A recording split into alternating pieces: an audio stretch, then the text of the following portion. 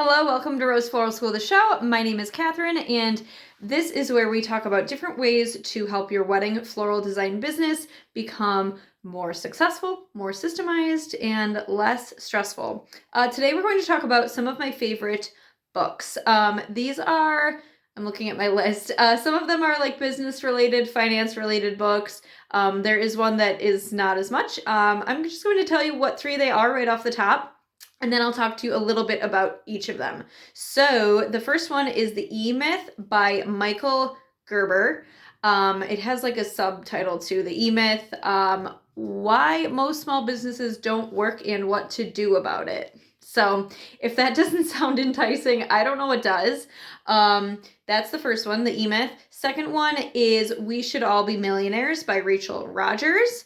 And the third one is actually, I guess it's probably considered a memoir, The Last Lecture by Randy Posh. So those, it's honestly hard for me to pick a top three. I know there's a million more. And I think at the end, I'll kind of just rattle through some that I've read lately, that I'm reading now. So if you're reading any of those, we can chat, because I love reading. I love talking about books. Lately, I'm not always finishing every book that I read because I do a lot of audiobooks, but I tend to then also get sidetracked. But without further ado, let's talk about these three books. First, let's talk about The Emyth. Honestly,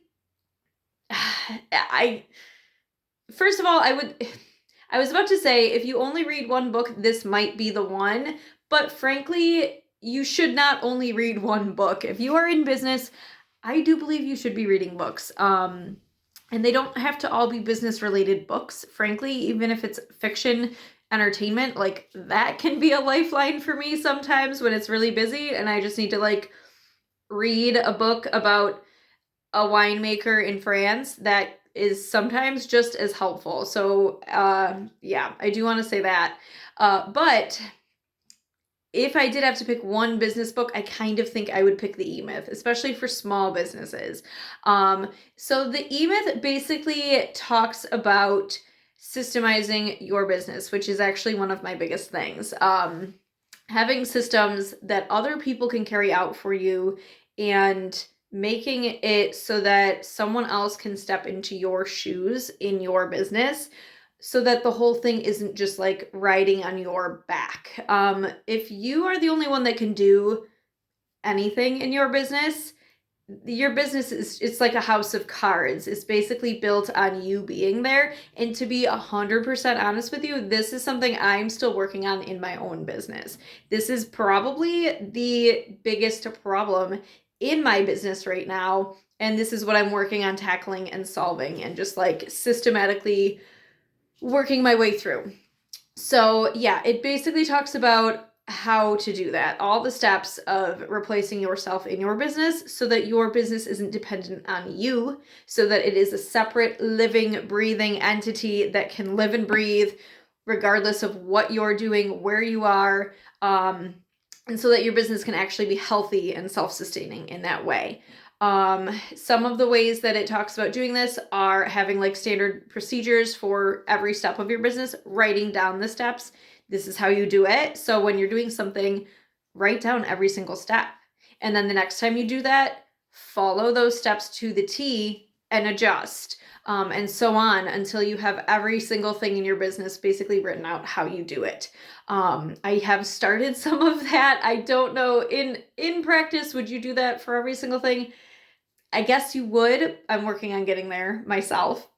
But so it talks about all of that. There is a little bit in there too about like client experience. He talks about this hotel that he visits that has this incredible client experience and how he interviewed the manager and talks to him about how he got that in place. I really like that section of the book.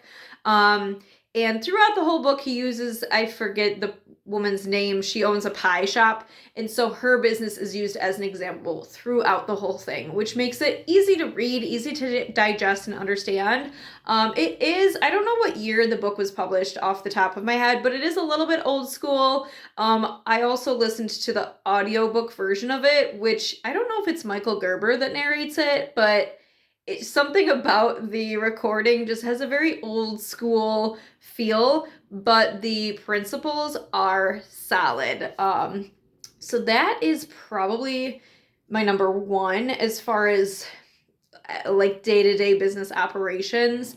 Like if every business owner in the world could read a book, I probably would pick that one for every business owner.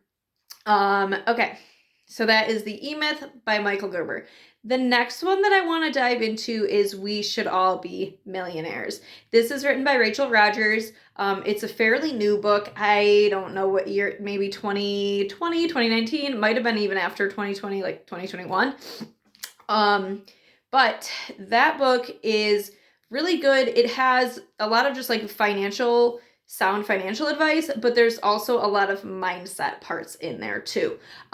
Especially if you find yourself having these like not weird, but these emotional connections or emotional reactions when it comes to money and your finances and your pricing. That book is super helpful. Not everybody has those blocks. Not everybody is like in that mindset. But if you find yourself feeling anxious about sending quotes or even just like having these thoughts of like, I can't charge that much, like even moral, like, oh, I could never charge that much, that wouldn't be right. Or if I make so much money, I don't want to be driven by money and money hungry and like things like that. If you're having any of those types of thoughts, this book would be great because it just kind of breaks it down. It takes out the emotion of the money and just leaves a little bit more like raw and logical and like, if people pay more for something, they value it more and they will be happy to pay more. And just because people don't value it more doesn't mean that you charge less for those people. Like it just kind of takes the emotion out of it. Which for me was very helpful. Especially if you are looking to get into more of a luxury market, this book will certainly be helpful. If you're not, frankly, this book might be helpful too. It might show you some reasons that you should. So I really like that about this book. It's also written in a really nice way, sort of similar to the Emyth in a way, but it's more of Rachel's personal stories where she talks about her mindset baggage and her just financial like things that have happened, things that she's been through with her finances, with her career. And that makes it easily readable. Like it's an enjoyable book. It's not just this really dry, like a grueling thing that you're forcing yourself to read, which I find that I'm more engaged and I retain that information more and I'll actually like finish reading it. So, as far as that goes, I love it. I think there's also a lot of really practical things that you can take away. She gives you a list. If you're thinking like this, try to think like this instead. If you find yourself doing this thing, here's, she gives you just like those markers to know when you're having one of those mindset block moments and what to do instead.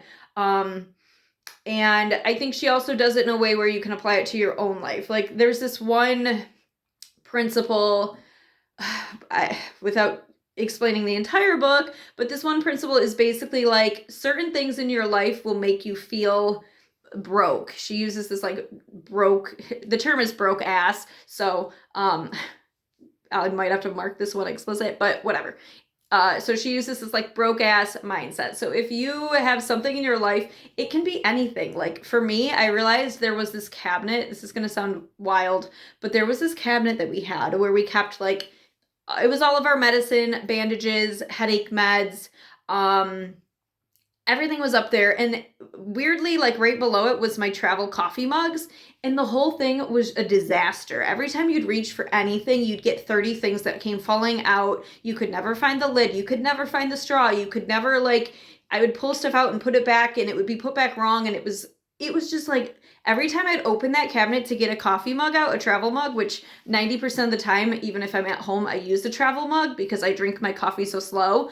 So every day when I would go to make my coffee, which was when I was being productive, I would face this horrible cabinet that just made me like cringe and feel frustrated and not feel like, yes, I am going to own this day. I'd open this cabinet and be like, I'm a mess. What a disaster. I can't find anything. And that would be then the mindset that would sort of trickle into my day. So whatever it is for you, you'll find it. But that like thing that's making you feel this like just low motivation, garbagey attitude, find it and fix it. And I reorganized that cabinet, and to be like, to be honest, it made a huge difference.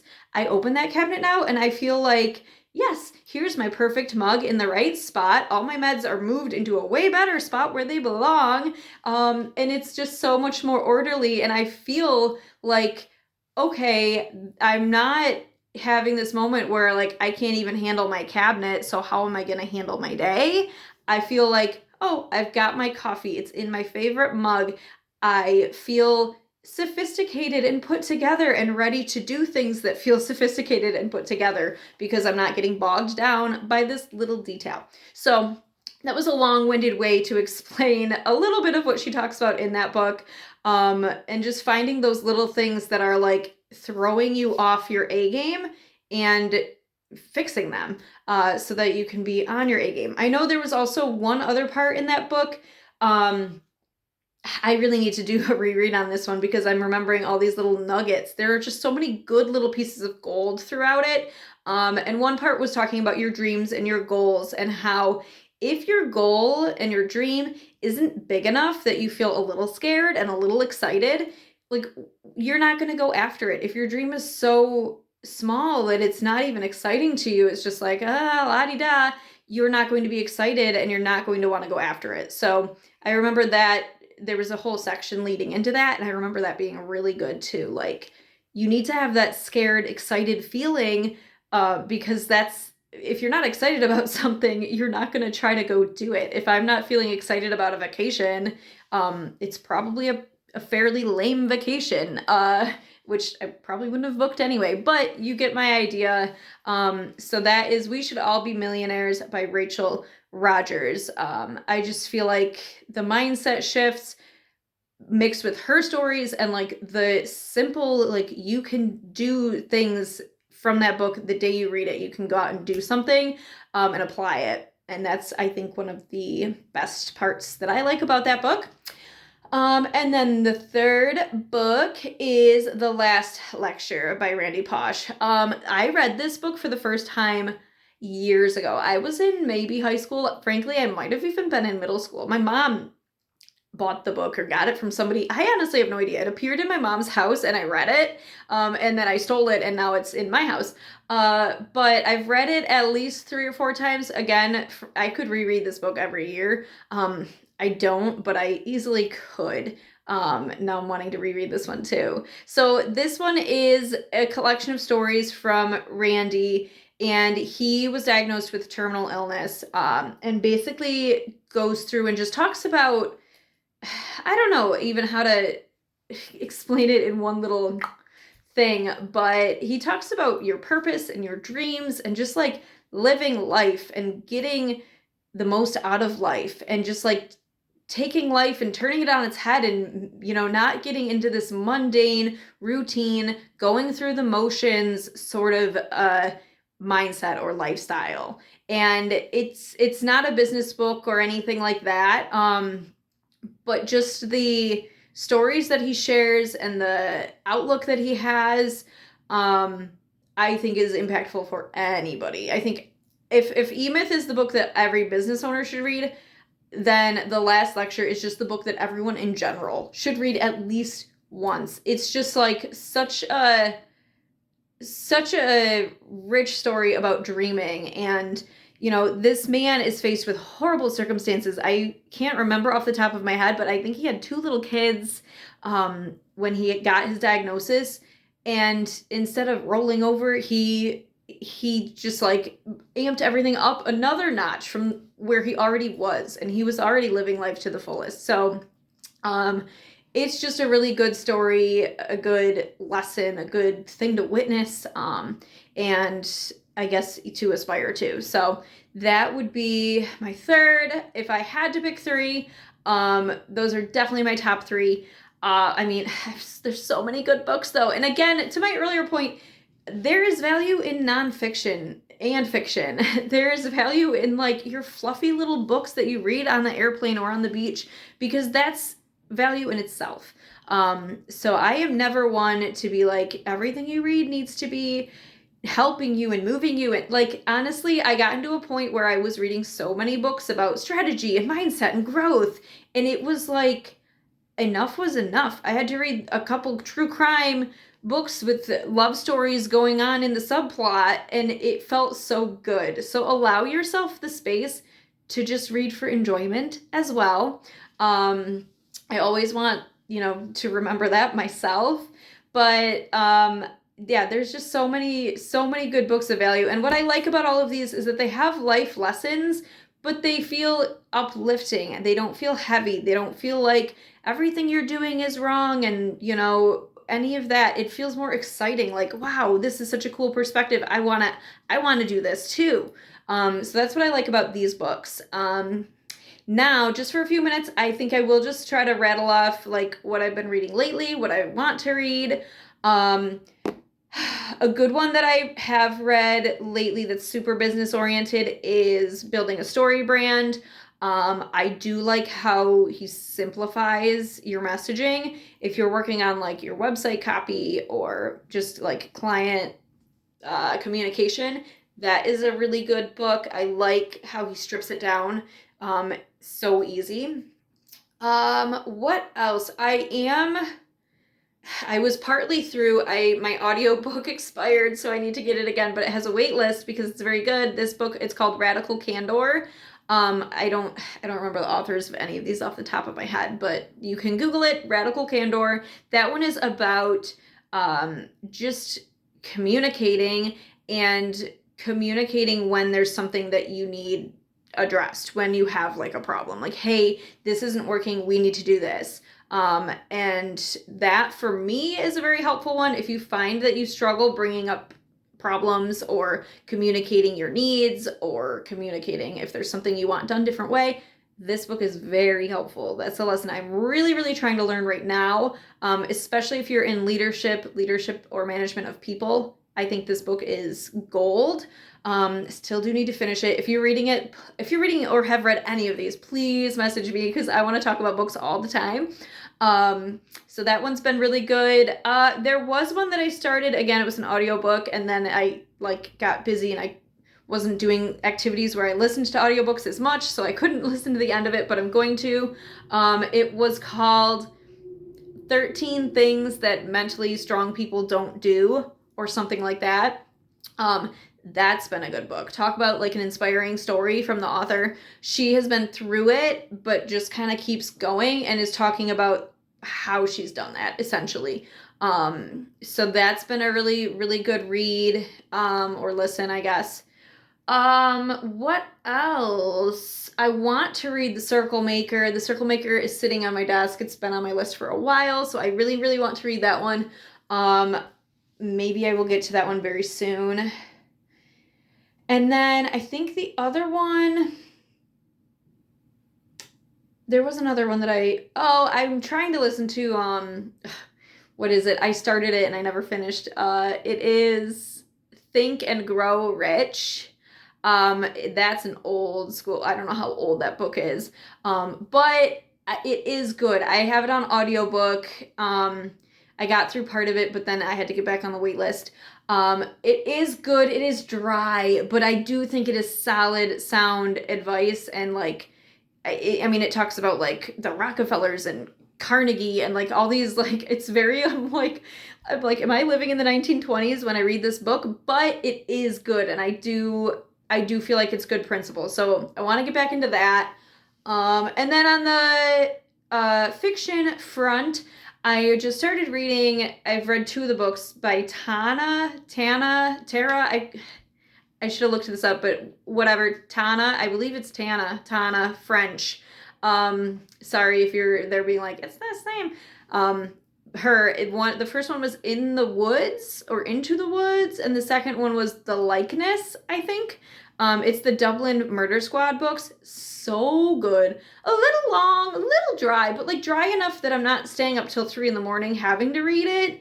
like I can put it down. Once you get into the thick of it, you can't, but it's like that just right balance where I'm not like throwing my life away to read the book, but I'm definitely invested. Her storylines and plots are, in my opinion, they're she just has a totally different angle. I'm like, wait, how do you come up with this? Because it's not just like your run of the mill, like, oh, whatever storyline. Like there's weird little intricacies in the plot that I love. So I'm loving those books. I read the first and second one so far. And I do have what is it called? The Butcher Games. It's what is her name? Elena Urquhart, from Morbid Podcast. That is her second book, and I just got at the top of the list from the library for that book. So I am going to read it ASAP. I have it on like my ebook, so I downloaded it, but then you turn your Wi-Fi off so they can't take it back. But I heard from a librarian that it's cool to do that. Like other people can get it, but you just kind of have it like set aside. So I'm going to get into that, but I'm pretty sure that's going to be the type of book that becomes my whole life. So I am waiting for a time when I don't have too many like responsibilities that I can get sucked into that book. So anyway, that's just a little bit about what I'm reading now. My three, like if I had to pick three top books, I think it would be those three. But there are so many other good ones. So tell me what you're reading now, especially if you're reading anything I mentioned. I want to talk about it. I am in a few book clubs, but it seems like it's always a book that I haven't read, and I'm like, oh, I want to talk about these ones. So please message me and let me know what you're reading. If you're reading something that I did not mention that you're like, girl, get on this, please let me know. And I think that is it for today. We'll talk to you again soon. Have a great day. Check us out, Rose Floral School, on YouTube, Instagram, TikTok, and wherever you're listening to this podcast. So I hope you have a great day, and thank you for hanging out. Bye.